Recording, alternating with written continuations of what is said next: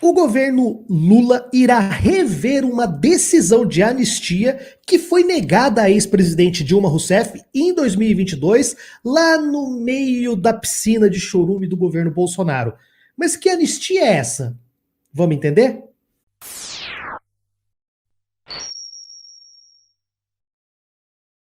Você chegou a ver essa notícia, Anderson? Eu vou trazer aqui pra gente. Governo irá rever anistia negada a Dilma na gestão de Bolsonaro.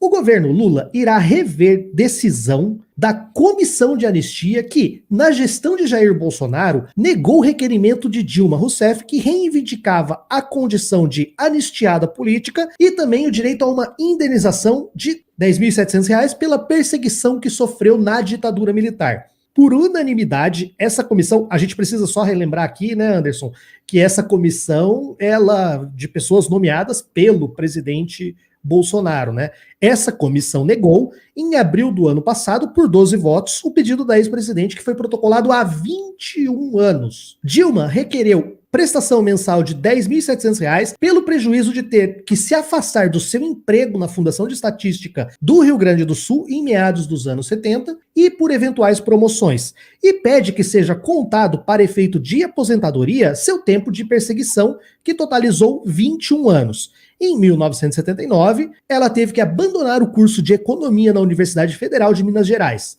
A comissão de anistia voltará a funcionar neste ano e já foi anunciada pelo ministro dos Direitos Humanos, Silvio Almeida. Na sua posse, a propósito, o ministro saudou os anistiados políticos e também os seus filhos. Você acompanhou o discurso do Silvio Almeida, Anderson? A gente fez até um react de um trecho aqui na live com a Sofia na quarta-feira. Chegou a dar uma olhadinha?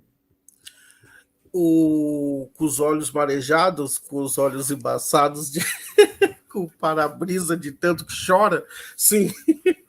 Pois é, quem tem coração, quem tem sangue vermelho correndo nas veias, se emocionou com aquele discurso, né? Eu vou além disso. Se você, em algum momento, não se emociona com a subida da rampa, da forma que foi, né, entrega da faixa e o discurso do Silvio, você não é humano. Né? Tanto é que eu não vi, olha que foi tão forte que eu não vi até em mídias conservadoras, eu não vi coisas que abonassem, fosse contra aquela subida da rampa, a faixa, ou o discurso do Silvio, porque ali ele simplesmente ele foi na base, no bacelar do que é o direitos humanos. Uma coisa que o Silvio trouxe, que a gente discute aqui no nosso campo, que direitos humanos não é coisa de esquerda, é para todas as pessoas. É como eu falo, eu não quero que o policial entre numa favela e mate uma criança, um jovem, uma pessoa que está lá no crime organizado, mas eu também não quero que o cara do crime organizado mate um policial, porque são duas famílias que vão chorar. Eu quero que se resolva isso de uma forma que a gente não fique perdendo os seres humanos. Então, o direitos humanos, ele trata disso. Ele trata da gente lidar com as situações sem que a gente venha perder, a gente respeite o outro. Quando a gente respeita o gay, a gente respeita o negro, eu também quero respeitar aquele cara, porque o gay tem um gay negro, mas tem um gay branco que também sofre, que uma das frases que eu devo imaginar que vai ser a pior para quem é LGBTQIA+, é aquela, ele nem parece gay, né? Ele se porta, isso é muito, quer dizer, a pessoa tem que ser enrustido para ele ser aceito numa sociedade, né? Então, isso são frases que desrespeitam a humanidade da pessoa e o que ela quer ser. Então, o Silvio só foi perfeito tudo que ele disse, mas no final das contas, se a gente for analisar mesmo, ele só foi humano, ele só falou sobre humanidade. É verdade, mas foi incrível. E agora eu vou pedir desculpas porque nós vamos do Silvio para um sujeito desprezível aqui, porque quem não se lembra, eu vou trazer um vídeo, porque no dia que essa decisão foi tomada na comissão, o excrementíssimo ex-presidente da República fez um vídeo numa live e eu vou trazer um trechinho desse vídeo aqui para vocês darem uma olhadinha. Peço desculpa por mostrar essa imagem aqui de manhã, mas fazer o quê? Complicado, né? Complicado. O pessoal tava pedindo para você ter um pouco de ódio no coração, então vamos lá. Aí, ó, A tá vendo? comissão Agora de eu fico anistia bravo. deu uma nota, né, que indeferiu o pedido do Ivan Valente, aquele cara que Valente só no nome lá em São Paulo, né, gosta de uma grana. Eu só queria fazer um comentário aqui. Ele tá tirando sarro do Ivan Valente, porque nesse pedido dessa comissão também foi negado do Ivan Valente. E aí ele tá tirando sarro do Ivan Valente por causa do nome e por causa de gostar de dinheiro. Aí eu pergunto, né, Anderson, quem é que fugiu para os Estados Unidos? Quem é que fugiu do país aí e que também, de certo, não gosta de um dinheirinho, né? É brincadeira. Primeiro a gente tem que entender a questão dos imóveis comprados, né? Teve as rachadinhas que vão ser investigadas, eu imagino. Então, se a gente for por essa linha, a gente vai ter que fazer um programa especial sobre isso, né? Mas só sobre isso. Tentando pegar mais uma graninha do Estado, né? Pelas barbaridades que ele fez no passado, como um grande democrata. A comissão de anistia rejeitou o pedido do Ivan Valente e rejeitou também da Dilma Rousseff. Agora, da Dilma Rousseff, rejeitou também por quê? Entre outros motivos. Porque ela, a nossa querida Dilma Rousseff, já recebe indenização, uma pensão, em 4 outros estados. Como ela trabalhou em 4 outros estados. Dilma Rousseff perdeu. Quem sabe, não, lá na frente, quando algum esquerdista voltar ao poder, espero que não aconteça, né? Aí você consiga aí mais uma pensão para você. Eu não sei quanto ela ganha nessas 4. Mas nessa aqui seria em torno de R$10 mil. Eu quero ver se eu levanto, trago quantos bilhões se gasta por ano com estes anistiados. O número está na casa de 40 mil anistiados. 40 mil pessoas. Que festa, hein? Pois é, né, Anderson? Aí o momento profético dele, espero que um presidente esquerdista não volte. Felizmente voltou. Felizmente essa sua live aí vai cair num campo das coisas que você prometeu e não foi capaz de cumprir. E sobre essa questão, a gente precisa abrir aqui só um parênteses, tá? Nós temos a União, o governo federal, nós temos estados e nós temos municípios. Se você foi vítima de uma perseguição política, se você foi vítima de algum tipo de violência de uma prefeitura, de um governo estadual, de um governo federal, você tem direito a uma indenização de cada um desses órgãos, desses entes federativos que te perseguiram, que causaram, que fizeram ilegalidades contra você. Segundo ponto é que fala-se muito em luta armada, em guerrilha, em não sei o quê, papapá e papapá. Nós tivemos uma lei de anistia que foi feita para beneficiar, não foi por causa do povo brasileiro, não, foi feita para beneficiar os generais e o pessoal que abusou e torturou, outras coisas assim que se a gente ficar falando muito aqui, a live vai acabar sendo desmonetizada. Mas independente disso, quando você tem um golpe de Estado, como tivemos em 1964, que na verdade já começou a se desenhar bem antes, né? Você começou a desenhar lá com o parlamentarismo de Jango e tal. Quando você tem um golpe de Estado, você não tem legitimidade dessas autoridades. Então, as pessoas que pegarem armas, as pessoas que lutaram contra, elas não estavam na ilegalidade. Quem estava na ilegalidade era quem estava exercendo um poder por meio da força, por meio da coerção, por meio do terror, por meio da mentira, por meio de um golpe de Estado. Então, se esse governo não era legítimo, quem lutou contra não estava cometendo ilegalidade nenhuma. Pelo contrário, estava lutando pela sua pátria, lutando pela sua liberdade, lutando pelos seus direitos, lutando pela sua democracia. E segundo, se tem 40 mil pessoas anistiadas aí que estão recebendo indenização, quem mandou esse governo dar esse golpe, perseguir, torturar e, sabe, causar males a essas pessoas?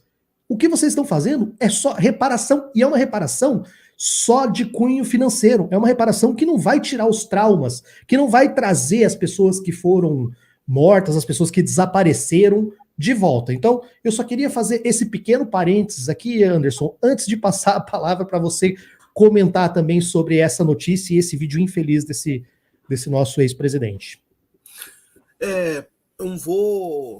Você acho que contextualizou historicamente, a questão para quem às vezes é mais novo, não tem a proximidade, mas eu vou lembrar de duas situações, ao invés de trazer a história que você, Mara, de forma ótima já falou, eu tive a oportunidade de entrevistar o senhor Edibal Piveta, César Vieira, foi advogado de muitos, né, dos nossos no período da ditadura, e ele já tem idade.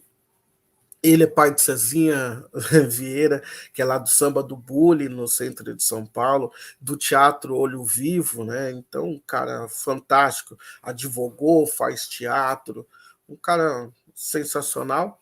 E eu lembro que a Dilma estava naquele processo de quererem, não tinha nem saído do impedimento, mas a gente já estava nas ruas para, né, tentar de alguma forma frear.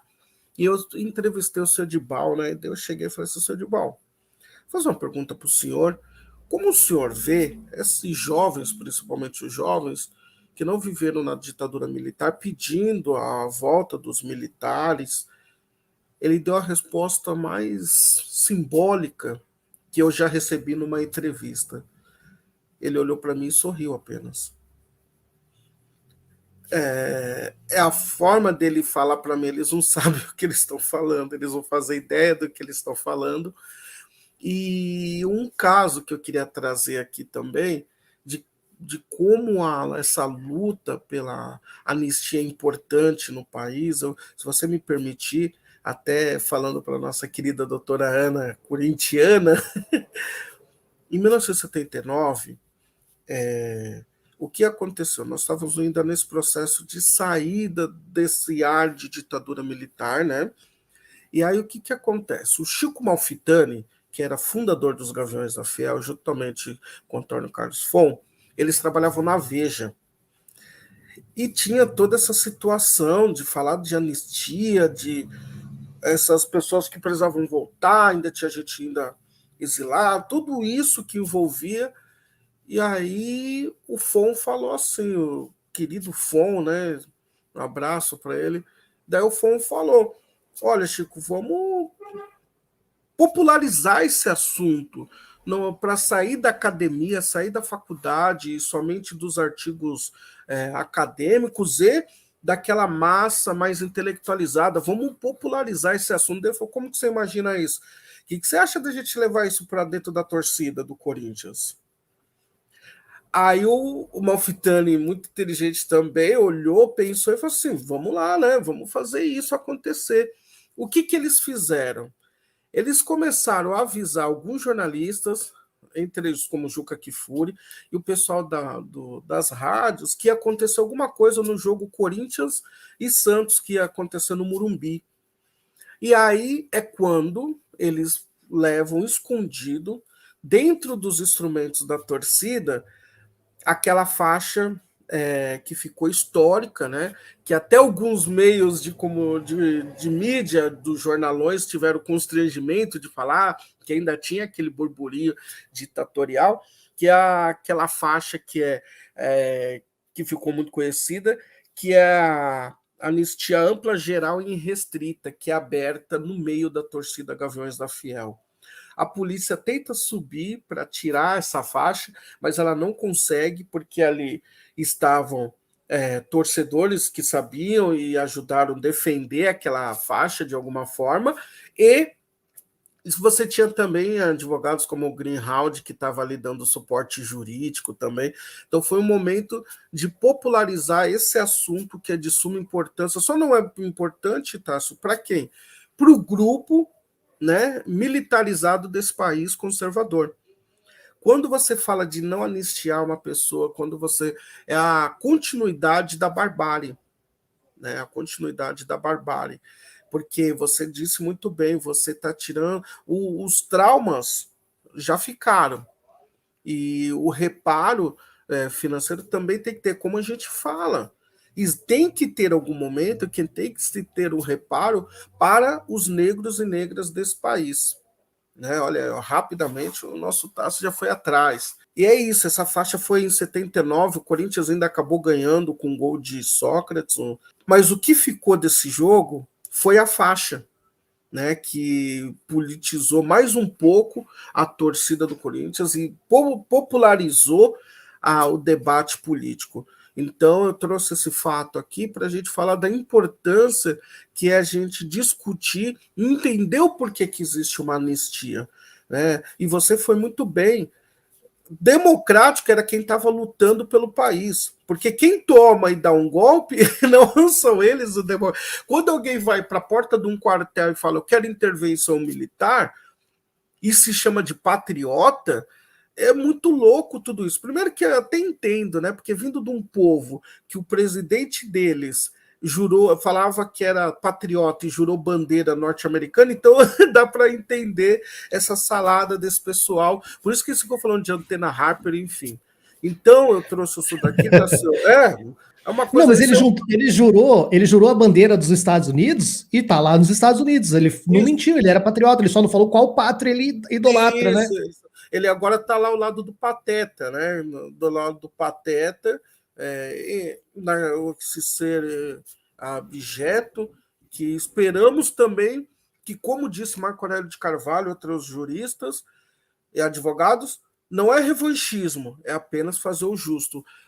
Continuar investigando a família Bolsonaro e os seus pares é uma questão de mostrar que o país merece uma explicação por tudo que foi feito. A gente já falou, já iniciou o programa com uma simples maldade dele, porque as maldades foram muitas. Uma delas contribui com mais 300 mil mortes diretamente por Covid.